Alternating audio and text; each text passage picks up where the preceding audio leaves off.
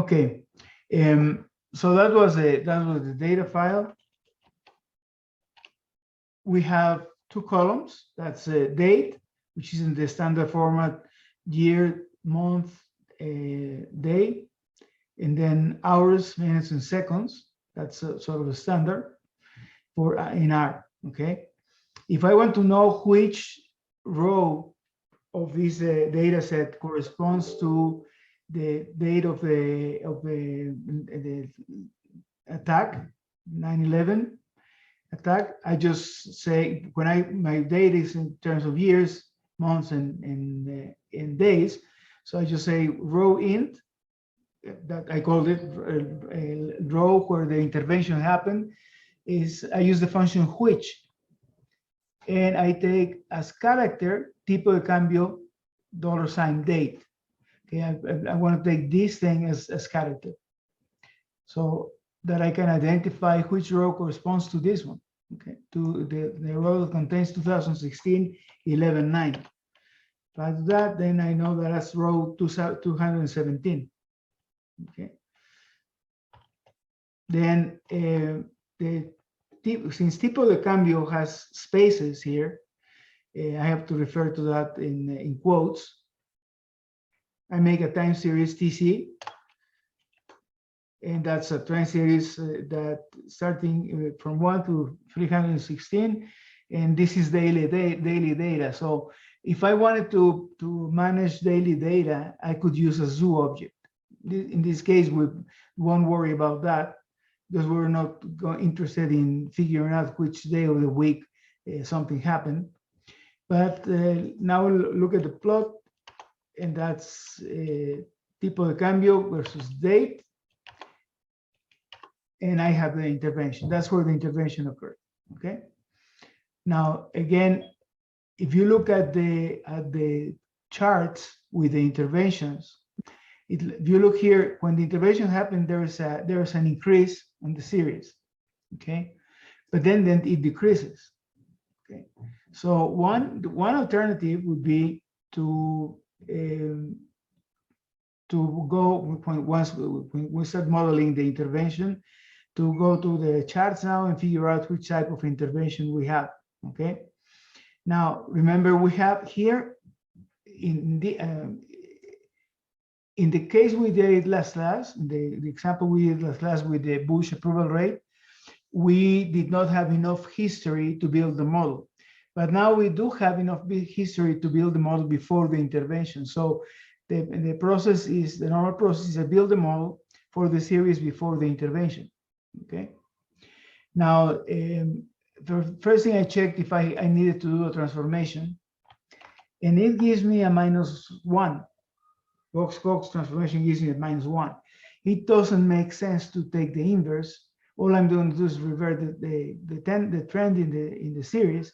So I'll try first to work with the original data, because there's no rationale that leads me to think that I should take the inverse of the exchange rate. Okay. So since there's no rationale for that, we'll try to model the original series. So look at the first difference, and that's a plot of first difference, and that's a chart where the intervention occurred. And then I'm going to create a vector that I'm going to call Trump, which is going to have the length of the time series, the length of TC, and it's filled up with zeros. Okay, Trump is going to be all zeros, except for the row that corresponds to 217. So now we have Trump is a dummy variable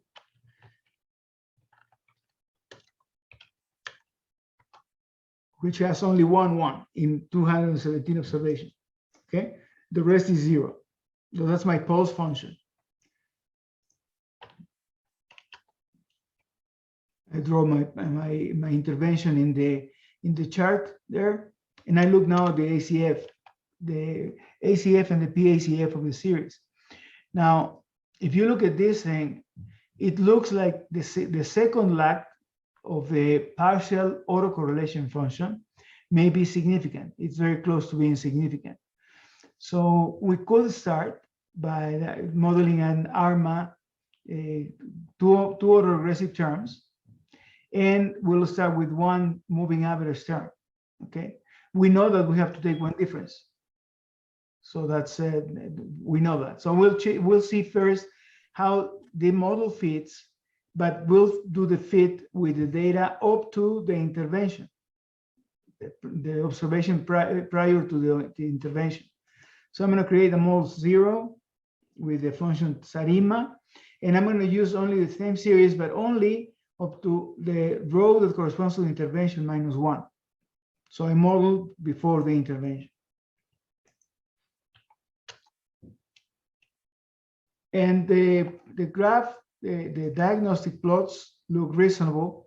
The normal plot, the ACF of the residuals, and the p-values for the junk box statistic look very reasonable. And also there is no big differences in variance here. Of course, there are some outliers, but there's no difference in the spread of the data over time. Now look at the significance, and it turns out that all parameters are significant. AR1, the AR2, the MA1, and also the constant. Okay. Now, we look at, now we check the residuals, okay, of this we check the residuals already of this model that we fit only with the data up to the observation prior to when the intervention occurred. Okay. Now we'll try to identify the intervention. So I just repeat the plot that I have here. And if you look at your charts here, it looks like it's an increasing trend, right? But let me go back to the presentation. See, there's this chart shows an increasing trend, but this trend keeps increasing forever. Okay, it doesn't slow down. And what we see in our series is that the trend is slowing down. Okay, there's an increase in the series, but then there seems to be a decrease going back to the level where it was before. Okay, so it tells me that that's not the right model. That's not the right model for the intervention. And looking back again to the charts, we identified that a possible model is also this model C. We have an increase, and then we go back to the series. Okay, go back to the series. So that's another possibility. We'll try always to start with simpler models for the intervention, and that's a simpler model. Okay, so if you can ignore this thing, it's already in the script, because if we know that that's not going to be the model. This model would imply an epsilon IT, but the second difference, and I don't have a way to implement differences in this function. So I will have to model it using the R is equal to 0 and S is equal to 0. Okay. And then I have these lines here, so I'll check with this model and the ACF of the residuals, and then I have here the code for the Box-Young test for the residuals.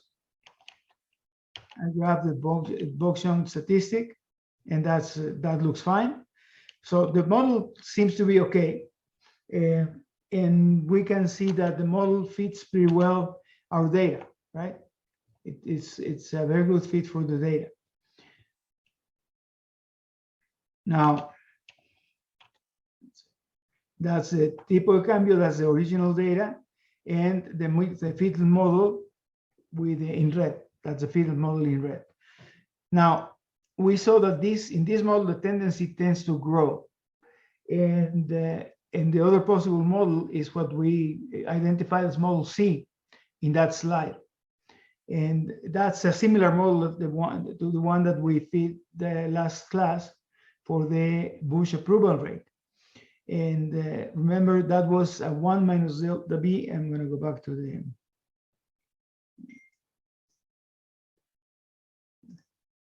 PowerPoint. This is model C, which is 1 minus delta V, epsilon IT, which is my transfer function, times omega, my pulse function, the pulse function. So that the model 2, I'm going to use this model 2, and that's, I use the orders that we had here for the RIMA and the transfer list and include mean equal true.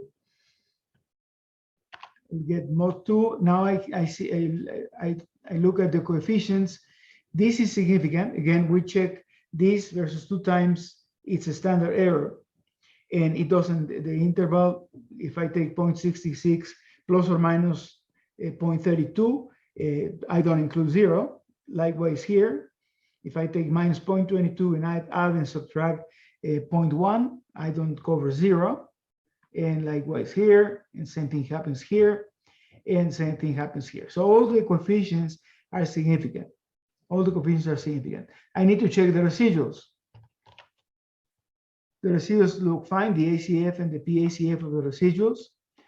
The plot of the residuals versus time, and the Box-Young test of the residuals look also fine. The other thing is I can check also normality with the function QQ norm. I compute the normal scores and plot the data and add a line to see what's if it deviates from the normal distribution. I don't have a confidence limit here. Now these deviations are natural because we saw several outliers in the residuals. So that's not a big concern here. So normality is not a big issue. And now we can estimate, I can graph the time series again, like the fit is also very good, okay? And now I'm doing the same thing I did earlier, but now with the new model, I'm using model 2 for these fitted values. And I compute the transfer function, and the transfer function looks like this. Okay. Transfer function looks like this. Now, as you can see, the rate of decay is different from what we saw in the Bush approval rate. Okay, it's very different, the rate of decay, because the coefficients are different, right? Here I have my delta is 0.9953, and omega null is 1.32. So I start with a larger omega null here. And that's the same is the same thing that we did with the other series. Okay. Now I do the forecast and order. This is a model that I think for the Argmax function. And then that's it. To compute the forecast, I give and graph them versus the fitted values. And if I want to predict ahead, I say how many periods ahead. I use in the function predict the model, the forecast, which is the forecast.arima, which is the one that I computed here, and how many periods ahead, and that's it. Okay, so I get the predictions, and I could chart the predictions and so on. Now, the normal thing in intervention analysis is to try to, what we want to see is the effect of the intervention, if that had an effect. Now, let's suppose that I'm here. See, the intervention happened around here, right? That's where it happened. I have daily data. Now, if I wanted to forecast ahead, I may use the model with intervention to try to forecast ahead. But if I have already enough information after the intervention, I can model after the intervention, then forecast ahead, because the effect of the intervention supposedly dies, right? That's in theory, it will die. So at some point in time, when we use the model with the intervention, at some point in time, when the intervention occurred very, very long time ago, then I can essentially ignore the past and do the forecast for for using the recent future, the recent past. Okay, I can forget about what happened before the intervention. The intervention, if that's if enough time has passed since the intervention. The other thing is, and you're going to need to do this exercise. I'm going to ask you to work with a data called air miles. And let me just add here, I'm going to put here in the chat. So,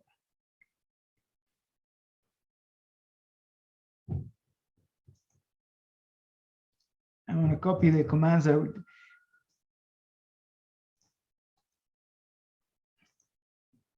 I'm sending you in the chat what the commands are. If I don't know, I did not have any seasonal component here, right? I did not have any seasonal component. If I have a model with a seasonal component, then what I do is the way I specify that model, let me cut it down here, period equal E.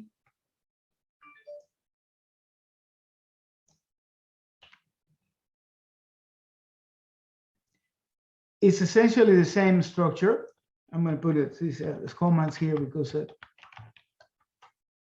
so I have the time series, the order, and that's a P, small p, D lowercase, and Q for the non-seasonal part.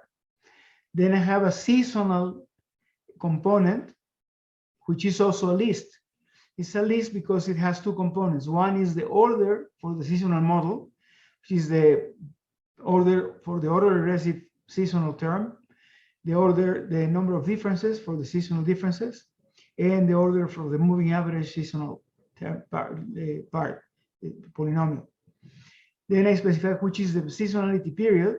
So if it's 12 months, I would say 12 here, and then specify the transfer as my vector with input, my vector that has a 1 when the intervention occurred and 0 otherwise, and specify my model transfer equal list as CRC. There's a mistake there. Is list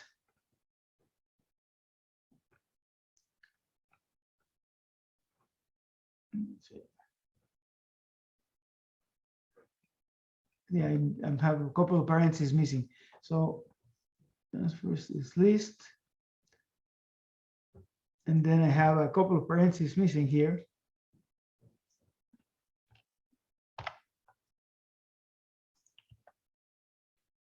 Okay. So in what I sent you in the chat, you need to add this thing. Okay. But it's essentially the same syntaxes.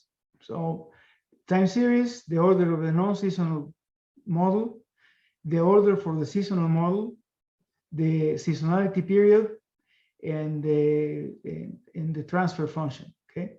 Order equals C. I'm missing a parenthesis also here. Is list. No, I'm missing a parenthesis here. Okay. To close this parenthesis, okay? So I'll resend you this thing and okay. Now I will ask you to work with the air miles data. Air miles data comes with ASTSA, the package. So to access air miles data, I just have to, it's data air miles. That's it. It's in the ASTSA package. Okay. And then you can just work with air miles directly, or you can put it in a separate vector. It doesn't matter, because that data air miles is already, if I have data air miles, that's the structure of a time series. So if I compare this thing to a time series structure, I get exactly the same. Okay, it's a time series with from 1 to 113, and that has from 1996 to 2005. So I can work with this data. Work with this data and model the intervention.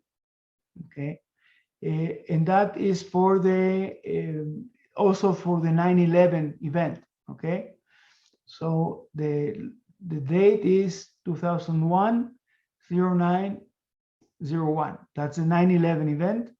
That's when the intervention occurred. Okay, 2001, 9 month, in first day of the 9th month. Okay. So I'm going to split you in groups. Any questions so far?